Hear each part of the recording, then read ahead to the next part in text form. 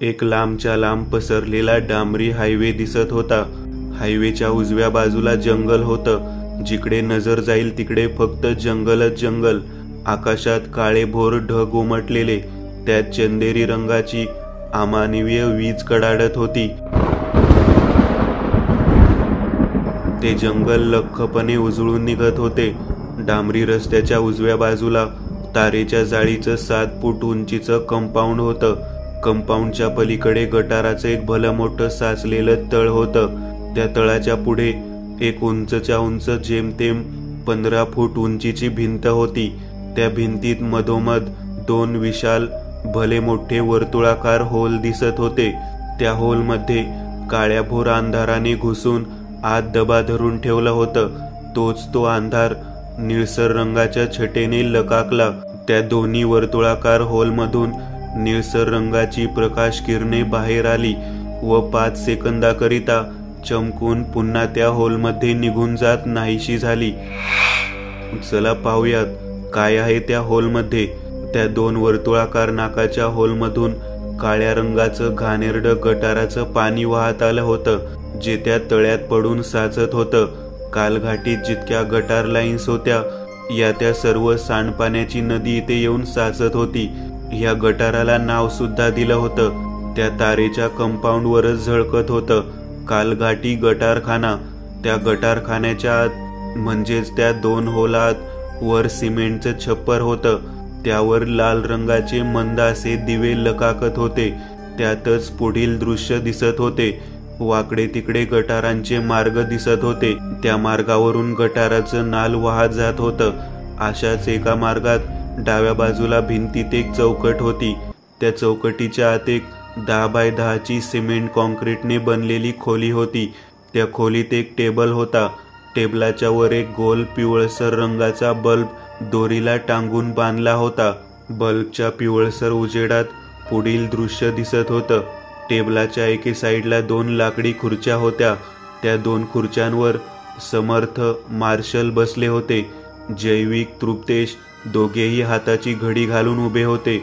समर्थांच्या पुढ्यात एक 4 फूट उंचीचा ढब्बू गोलमटोल बटाट्यासारखा फुग्या मानवी आकार बसला होता.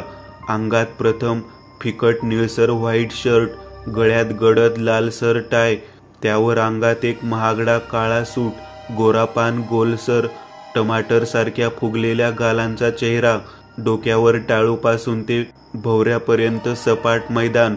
बाकी दोन्ही बाजूला मात्र काळे केस होते. हातात रोल्स रॉयलची कालघाटीत उच्चभ्रू घालणाऱ्या लोकांची वॉच होती. आणि हा समर्थांच्या ओळखीतला एक श्रीमंत माणूस होता. खाशाळूंच्या हातांचा चाळा सुरू होता. एकटक शून्य नजरेने तो हाताकडेच पाहत होता. न जाणे काय झालं होतं. काय झालं खंशालू, तुम्ही फार अस्वस्थ दिसत आहात, न राहून जैविकने विचारलं. तसा खंशालूने त्याच अस्वस्थ नजरेने जैविककडे पाहिलं. त्याचे डोळे पाणावले होते. माझे छोटे छोटे छोकरीला पळून नेली रे.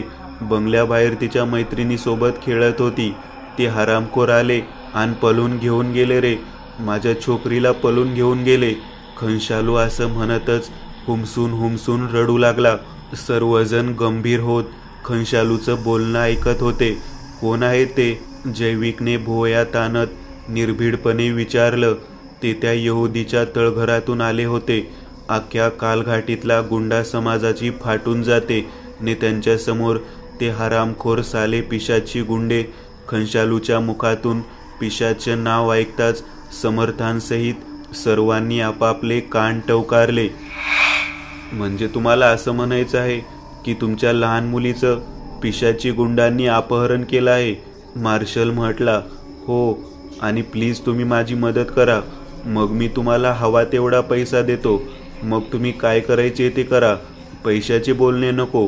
इतका वेळ शांत बसलेल्या समर्थांचा गडगडाटी आवाज घुमला. आम्ही जाऊ तुमच्या मुलीला वाचवायला. पत्ता सांगा. समर्थ म्हणाले. नाही, ते तुम्ही 4 जण नाही जाऊ शकत तिथं. फक्त दोघेच जाऊ शकता. खंशालूने अस्वस्थमय नजरेने समर्थांकडे पाहिलं. ठीक आहे, मी येतो तुमच्यासोबत, तृप्तेश पटकन म्हटला. त्याच्या त्या वाक्यावर मार्शल, जय दोघांनी आवासून डोळे मोठे करत आश्चर्यकारक नजरेने त्यांच्याकडे पाहिलं. ठीक आहे तृप्तेश, चल. समर्थ असं म्हणतच जागेवरून उठले. त्यांनी खंशालूकडे पाहिलं.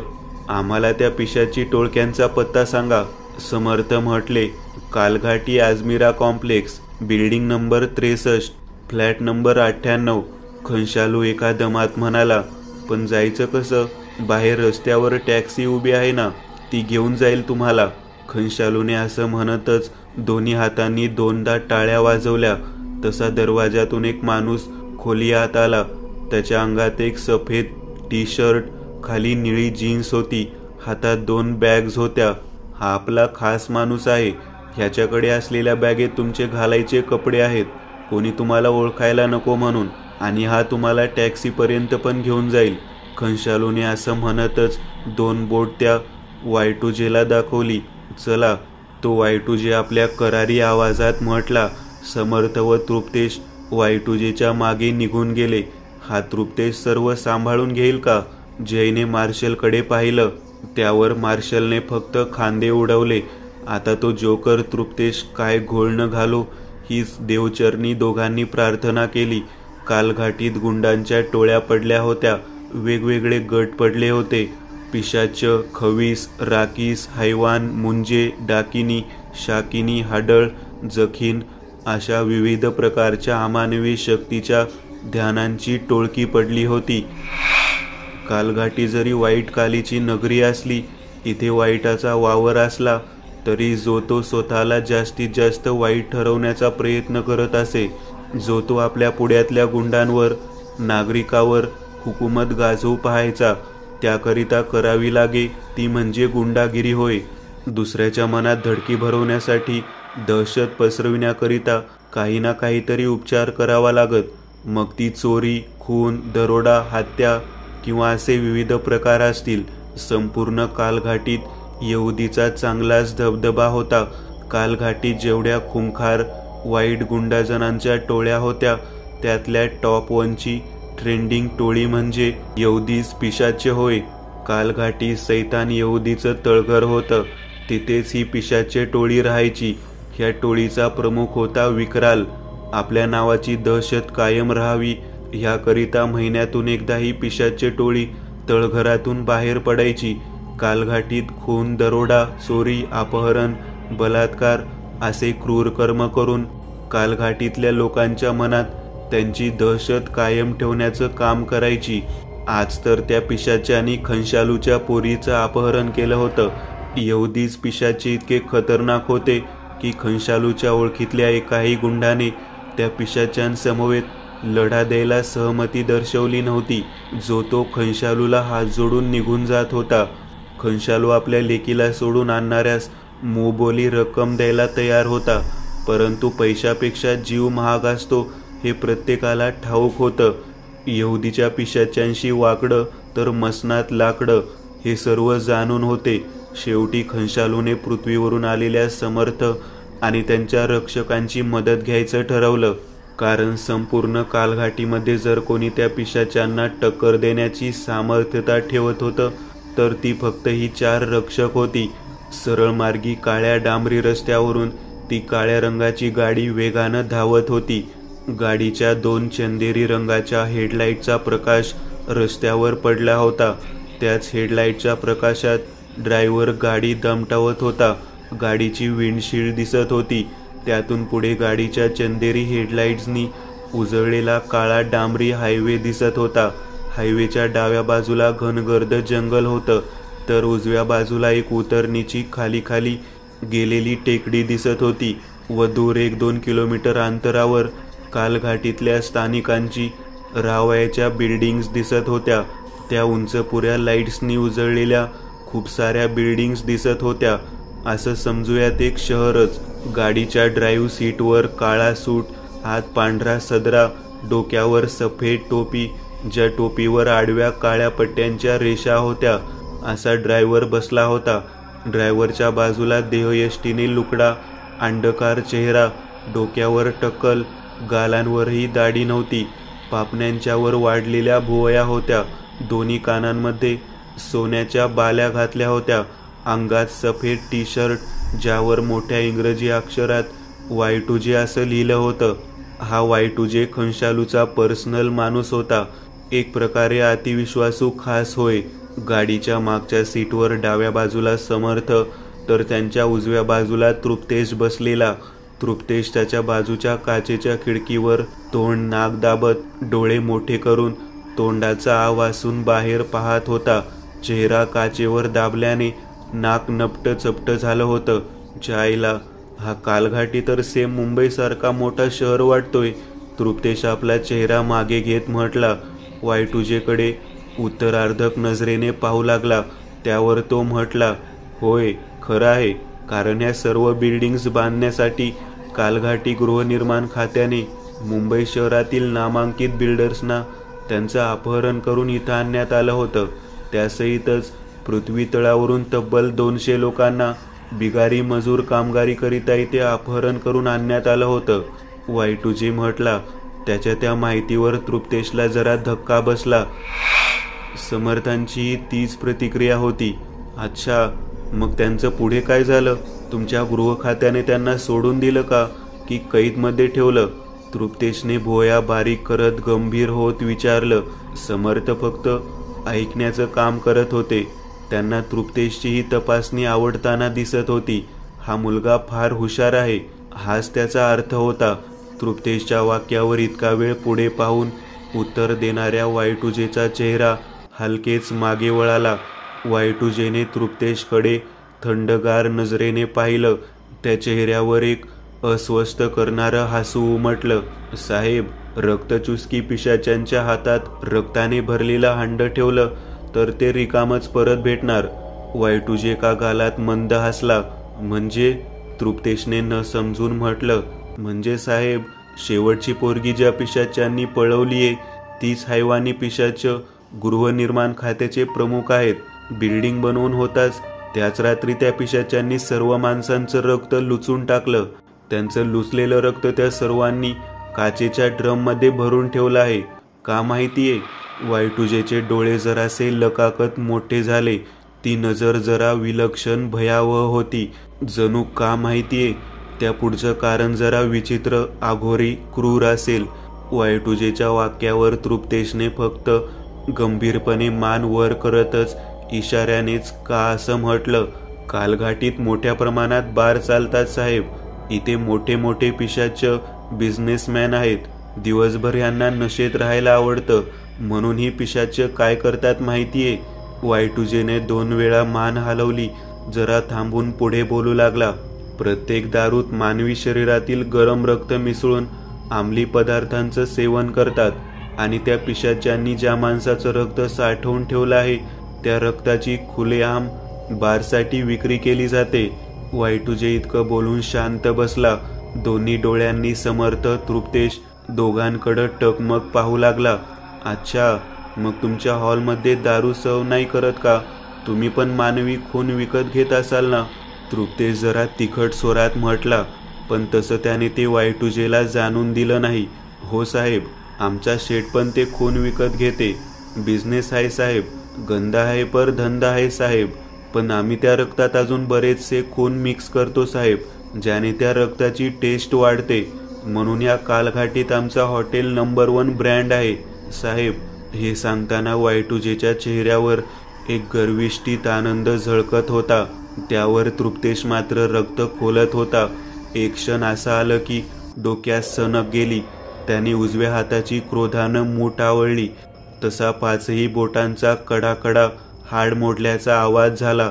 तोच त्या मिटलेल्या वज्रमुठीची एक बुक्की त्या Y2Jच्या तोंडावर तो बसवणार तेवढ्या समर्थांनी त्याच्या खांद्यावर हात ठेवला.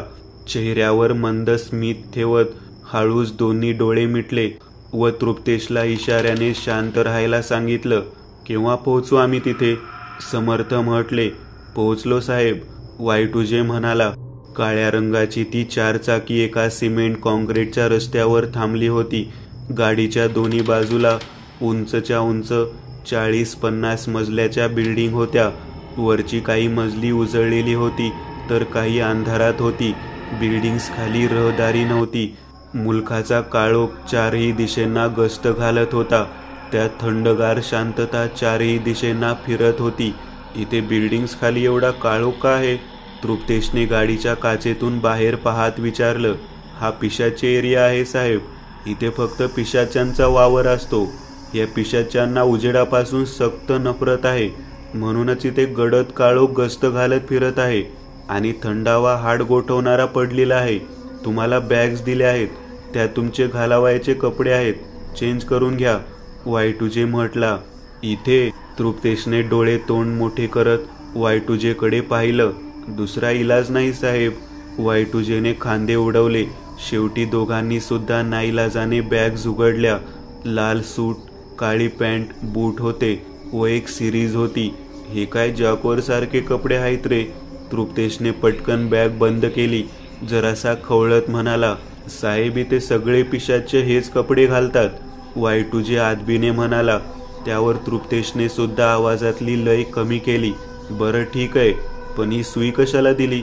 आमच्याकडे आमच्या शक्ती आहेत की. तृप्तेश म्हणाला. साहेब, ती इंजेक्शन तुम्हाला घ्यावीच लागेल. ह्या पिशाच्यांचं नाक कुत्र्यापेक्षाही जास्त पॉवरफुल असते. ते तुमच्या अंगातल्या रक्ताचा वास घेऊन तुम्ही माणूस आहे ते ओळखतील. म्हणूनच ती इंजेक्शन आहे जी तुम्हाला दंडाला टोचताच तुम्हाला अर्ध्या तासाकरिता पूर्ण पिशाच्यात बदलून टाकेल. Y2J सांगत म्हणाला.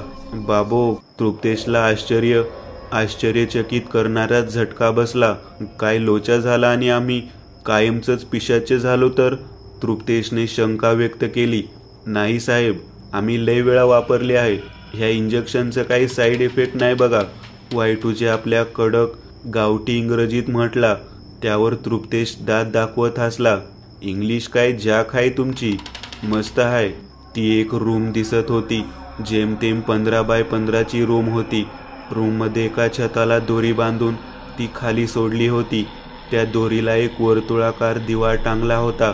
त्या दिव्यातून निघणाऱ्या पिवळसर वर्तुळाकाराचा गोळा खाली पडला होता. खोलीतला बाकी आजूबाजूचा भाग मंद क्षीणसर प्रकाशाने उजळून गेला होता. त्याच क्षीणसर प्रकाशात मोजून 6 काळ्या सावल्या उभ्या होत्या. त्या दिव्याच्या पेटत्या वर्तुळाकार प्रकाशाखाली एक लाकडी खुर्ची ठेवली होती. त्या खुर्चीत एक 23-24 वर्षाची जाडजूड घुबडेसारखी एक तरुणी बसली होती. तिचे हातपाय पांढऱ्या दोरीने खुर्चीच्या लाकडी हातापायाला बांधले होते. तोंडात ओरडू नये म्हणून बोळा कोंबला होता. त्या मुलीचे भीतीने थरथरते डोळे अंधारात त्या काळ्या सावल्यांवर खिळले होते. हळूच अंधारातून एक सावली पुढे चालत आली. त्या सावलीच्या अंगात एक लाल कोट होता. आत सफेद सदरा होता. खाली काळी पॅन्ट होती. पायात उंच टाचांचे बूट होते. हळूच ती सावली चालत त्या पिवळसर उजेडात आली. खप्पड चेहरा, गर्द भुवया, डोळ्यांची बुबळे लाल रंगाची होती. काळ्या बाहुल्या होत्या. कपाळावरची नस टरारून फुगली होती. जबडा जरासा सुजल्यासारखा वाटत होता. संपूर्णतः देहाची पांढरी कातडी पीठ फासल्यासारखी पांढरी पडली होती. ते एक मृत मेलेलं पिशाचे होतं. हे काही वेगळं सांगायची गरज नाही. त्या पांढऱ्या कातडीचा स्पर्श जसं त्या उजेडाशी झाला, हळूच त्या कातडीतून सफेद वाफ निघायला सुरुवात झाली. तुझ्या बापाला सांगितलं आहे. आवाज घोगरा होता. बोलताना जसं तोंड उघडलं गेलं होतं, आतले पिशाची दंत बाहेर आले होते, ज्या कारणानेच तो जबडा सुजल्यासारखा वाटत होता.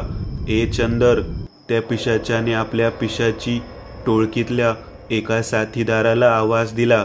जी हुकूम. अंधारातून अजून एक काळी सावली पुढे आली. चंदर नामक पिशाच पुढे आला. त्याने मान झुकवत त्याच्या मोरक्या हुकूमला आदबीने म्हटलं. त्याच्या सुद्धा अंगावर तेच मिळते जुळते कपडे होते, परंतु मोरक्या मात्र त्या तरुणीच्या पुढ्यात उभा तो पिशाच होता. अन्यथा कपड्यांवरून गुणवत्ता ठरवणारे आपण कोण? त्या खंशालूला कॉल केला का? हा त्याचा बटाटा वडा आमच्या ताब्यात आहे सांगितलं का? तो हुकूम म्हटला. जी हुकूम. कालच कॉल केला आणि सांगितलं सुद्धा. चंदर खाली मान घालत म्हणाला. काल कॉल केलंस? तो मोरक्या. त्याने आपल्या लाल डोळ्यांवरची एक भुवई उंचावली. हळूच मागे वळाला. त्याला असं वळालेलं पाहून त्या चंदरच्या दोन्ही मांड्या भूकंप आल्यागत कापू लागल्या. हातपाय थरथरू लागले. काल कॉल केला होता आणि अजूनपर्यंत आपली डील पूर्ण झाली नाही. त्या म्होरक्याने असं म्हणतच तोंडातले पिशाची दंत ह्या असा भसाडा आवाज करत बाहेर काढले.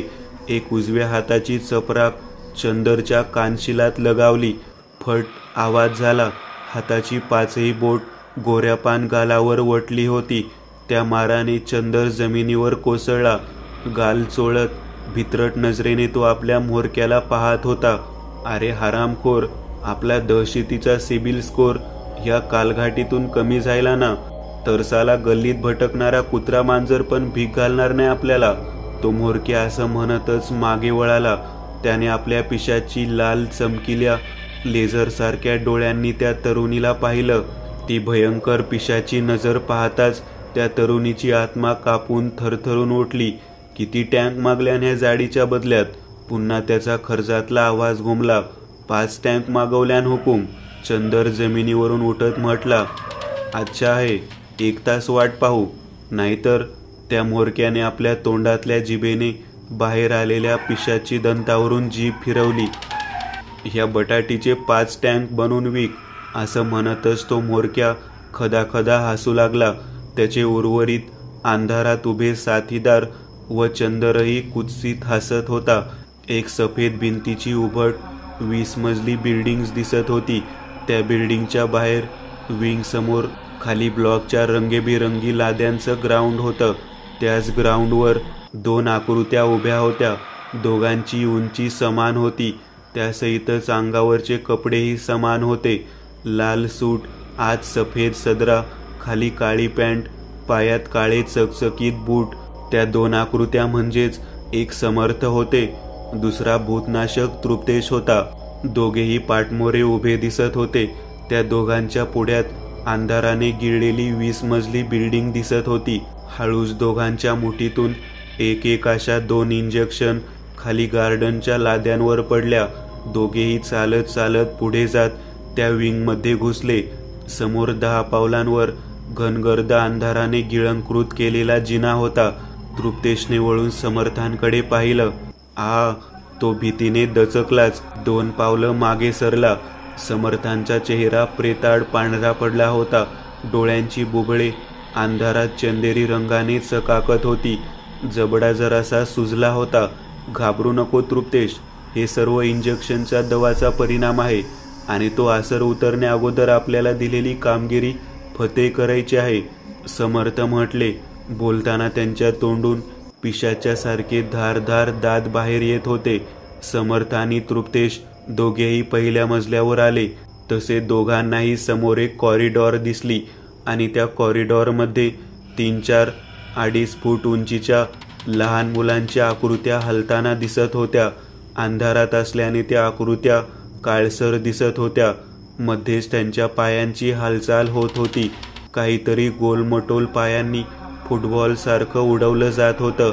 अंधारात तसा एक काळशार आकार त्या पोरांच्या पायांनी किक मारताना दिसतच होता. मार जोरात, मार जोरात मार. अंधारातून एक किन्नरी आवाज आला व पुढच्याच क्षणाला एका आकृतीने तो फुटबॉल पायाने दूर भिरकावला. फट असा आवाज होत तो बॉल हवेतून उडत तृप्तेशच्या दिशेने आला.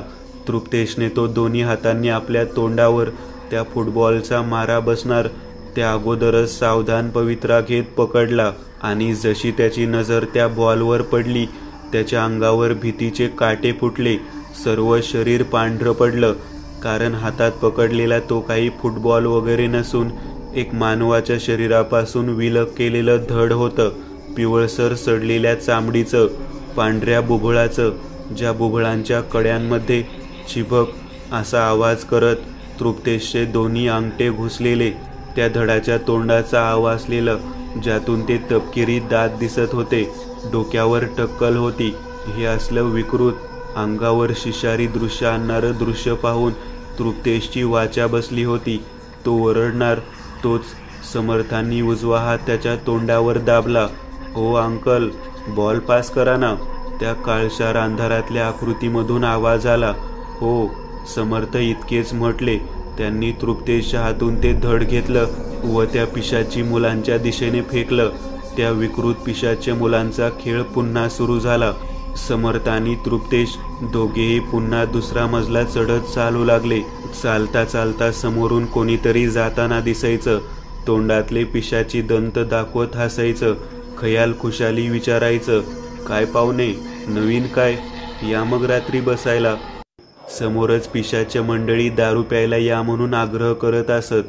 त्यांच्या त्या वाक्यावर समर्थ आणि तृप्तेश दोघेही जरासे औपचारिक हसायचे. हो हो असं म्हणायचे. दोघांनीही तिसरा, चौथा, पाचवा आणि शेवटला 6व्या मजल्यावरून जाऊ लागले. दवाचा असर बरोबर सुरू आहे. कोणी आपल्याला ओळखलं नाही. समर्थांनी तृप्तेशकडे पाहिलं. त्यावर तृप्तेशने आपल्या उजव्या दंडाला बांधलेल्या घड्याळात वेळ पाहिली. 8:30ला सिरिंज मारली आहे. आताला 7:40 झाले आहेत. याचा अर्थ अजून 20 मिनिटे आहेत आपल्याकडे. होय तृप्तेश, आणि 20 मिनिट व्हायच्या अगोदर त्या मुलीला वाचवून इथून निघून जायला हवं. तसंही ते किड्या मुंगींसारखे पिशाच्यांचा वावर आहे. आपण दोघे यांना सांभाळू शकत नाही, समर्थ चिंतित स्वरात म्हटले. तृप्तेशने फक्त गंभीर होत मान हलवली. बिल्डिंगमध्ये दर प्रत्येकी मजल्यावर 10 रूम्स होते आणि फ्लॅट नंबर 63 हा 7व्या मजल्यावर होता. शेवटी कसं तरी समर्थ आणि तृप्तेश काही वेळाने जिन्यावरून चालत 7व्या मजल्यावर आले. 7 मजले न थांबता समर्थ चालत जात होते, तर 23ला तृप्तेश भर जवानीत म्हाताऱ्यासारखा दम भरत घामाने भिजलेल्या देहासहित त्यांच्या बाजूला दोन्ही हात पोटावर ठेवून हाप हाप करत हापत होता. समोर एक कॉरिडोर होती. डावी उजवीकडे 5-5 असा मिळून एकूण 10 रूम होत्या. त्यातल्या डाव्या बाजूला 63 नंबरची रूम होती. समर्थ न थांबता त्या रूमपाशी चालत निघाले.